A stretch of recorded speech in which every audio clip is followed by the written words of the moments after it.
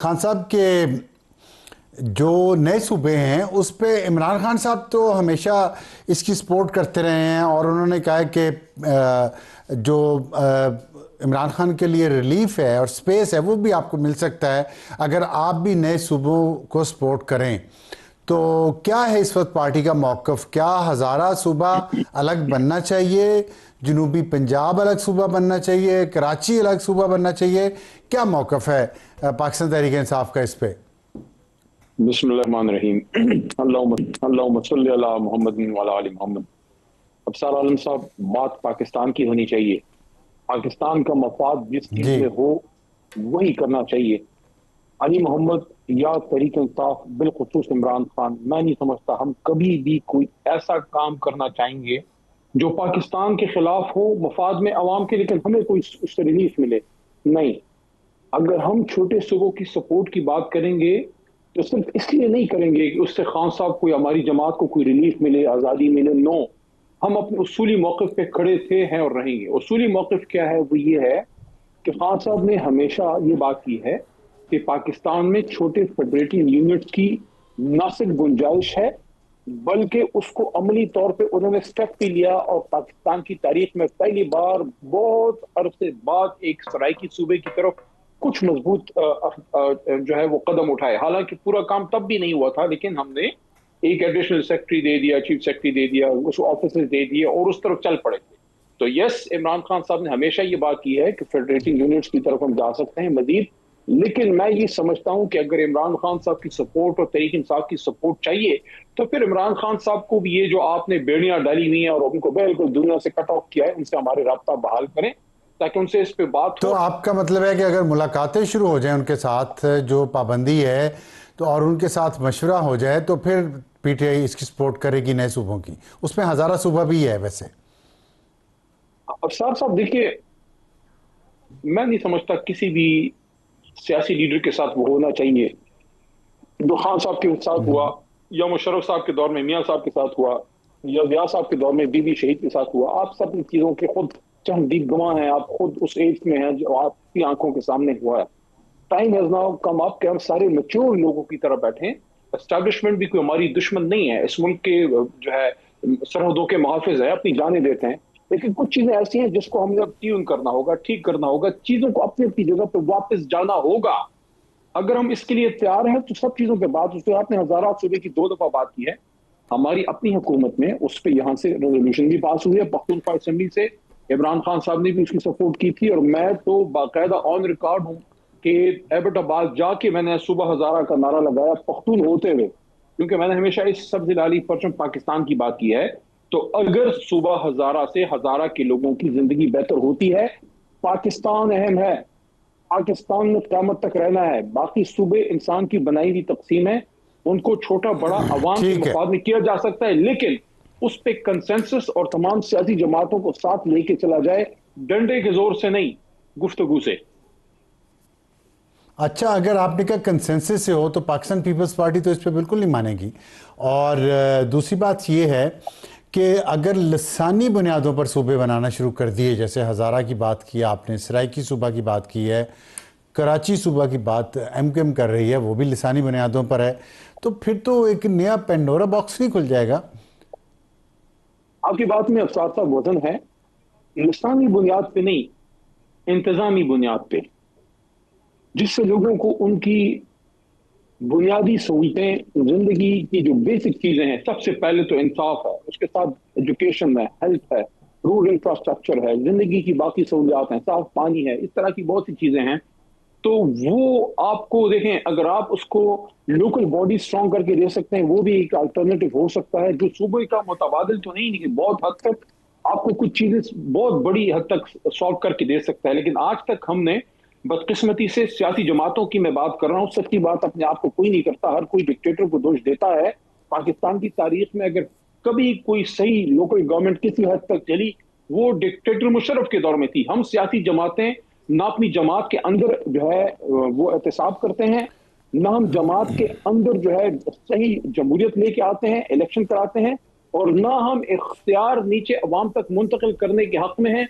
इस्लामाबाद से तो इंतकाल इख्तिदार करने पे हम बड़े खुश थे, सिंध में कराची, पख्तूनख्वा में पेशावर, बलूचिस्तान में क्वेटा और पंजाब में लाहौर खुशी के शादियाने बजा रहा था कि अवाम को उनका हक मिल गया। लेकिन जब लाहौर पे जोर पड़ा कि अब काला शाह काकू को, अब नीचे आप जो है साउथ पंजाब को, जब पख्तूनख्वा पे जोर पड़ा कि अब आप हजारे को या चित्राल को, या जब बलूचिस्तान पे जोर पड़ा कि अब लोरा लाई को भी आप इख्तियार दो ना, जब सिंध पे जोर पड़ा कि अब कराची को भी इख्तियार करो, वहां फिर हमारे वज़राए आला को कोई और चीज जो है वो कर देती है। इसलिए हमें पूरा माइंड सेट चेंज करना होगा। ये जो कॉलोनियल माइंड सेट है ना, जो दो बाबू उस दिन आए थे, ये सिर्फ ये दो बाबू नहीं है, हमारे अंदर हर बंदे के अंदर बदकिस्मती से एक कॉलोनियल वायसराय बैठा है, बस मौका मिलने की देर है। उस वायसराय को सही मायने में दफन करने की जरूरत है, अवाम को बाख्तियार करने की जरूरत है, चाहे छोटे सूबे बना के करें या मजबूत बल्दियाती निजाम देके करें, कि जो भी करें। आपने तो तमाम बातों का जवाब खुद अपने इसी बात में दे दिया है कि कॉलोनियल वायसराय जो है, असल मसला वो है, वो हमने इस्लामाबाद में उसका एक मंदिर देखा भी 14 अगस्त को, बग्गी में जिसके इर्द गिर्द भाग रहे थे। सवाल मेरा आपसे ये है कि अभी मैं सोच रहा था, यूनाइटेड किंगडम एक मुल्क है, शायद आपने भी नाम सुना हो, उसमें आयरलैंड है, स्कॉटलैंड है और इंग्लैंड है, और ये पिछले मेरा ख्याल है कई 100 साल से ये चल रहा है, और उन्होंने तो कभी नए सूबे नहीं बनाए, वहाँ तो बड़ी बड़ी पार्लियामेंट्री डेमोक्रेसी है। तो आपके ख्याल में it's man behind the gun और द गन? जब लोग ऐसे ही हैं जैसे हमारे हुक्मरान हैं, तो फिर कितने सूबे बना दो, ये बड़े कर दो, ये छोटे कर दो। जिस तरह मैंने यूके की बात की है, उसकी एक लीगल ग्राउंड है यूनाइटेड किंगडम नाम रखने की, इसी तरह पाकिस्तान का नाम रखने की एक लीगल ग्राउंड है, जो करारदाद पाकिस्तान 1940 पे पेश हुई, जिसमें तमाम सूबों का नाम उसमें शामिल किया गया जो उस वक्त मौजूद थे। आप उनको अगर काट के अलग कर देंगे लिसानी बुनियादों पर और अपनी माइंडसेट को तब्दील नहीं करेंगे, तो फिर कैसे ठीक होगा मुल्क? तो अब आबादी के लिहाज से, सॉरी मेरा क्वेश्चन जरा लंबा हो गया, लेकिन एक एग्जांपल और सुन लें। आबादी के लिहाज से तो पाकिस्तान जब बना था छोटा था, फिर 1971 में फिर छोटा हो गया। तो बाकी जो मुल्क हमारा छोटा हुआ, अगर आबादी ज़्यादा मसला है या सूबे का साइज होना मसला है, तो जब आधा पाकिस्तान हो गया तो उसके बाद हम तरक्की कर गए। इंडिया की मिसाल दी जाती है कि इंडिया तरक्की कर गया ज़्यादा सूबे बनाने से। Ansar sahab, you are hitting the nail on its head. आप सही तरफ बात को, डिबेट को लेके जा रहे हैं। मैं इसमें ये एडिशन करूंगा कि कोई जो बहुत अपने आप को समझदार समझते हैं, बंद कमरों में बैठ के वो ना फैसले लागू करें। अगर अवाम की एक इलाके में डिमांड है, जिस तरह हजारे सूबे की एक डिमांड है, साउथ पंजाब सूबे की एक डिमांड है, कराची के लोगों की भी एक डिमांड है, कराची को अभी तक उसका हक नहीं मिला। और मैं इसमें एक बात और भी करूंगा, एमक्यूएम हमारे भाई हैं, लेकिन वो कराची के सोल केयर टेकर ना बने और ना वो बन सकते, ना उनको बनना चाहिए, क्योंकि हमारे साथ हुकूमत में थे, मियां साहब शहबाज साहब के साथ हुकूमत में थे, आज भी हैं, मुशर्रफ साहब के साथ थे। What did they give to Karachi? 12 मई चेंबर में जली हुई वकीलों की लाशें, जोड़ीबंद लाशें वहां पे मिली। ये कराची है, जिन्ना का शहर, सिटी ऑफ लाइट्स।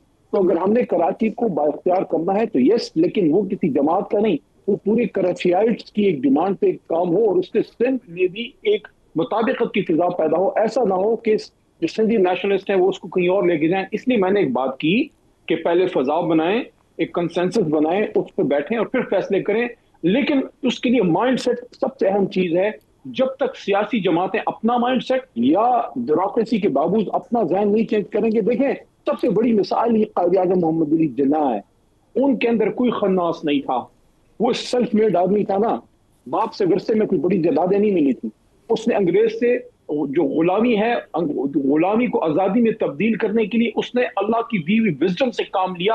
और जब पाकिस्तान आया तो उसने आखिरी जो चेक काटा, you know it more than anybody else, Afsar Alam साहब, जब उनको वो खाना दिया गया और ज़ियारत में अपने चेक काटा कि मैं अपने पैसे से अयाशी नहीं करूंगा। तो आज सवाल पैदा होता है कि मरी में जब बड़ी बड़ी मीटिंग्स होती हैं, लोगों को रोक के बड़े बड़े कॉन्वॉयज चले, मैं सिर्फ एग्जांपल मियां साहब की फैमिली की दे रहा हूं, हम सब इसी रंग में रंगे हुए हैं।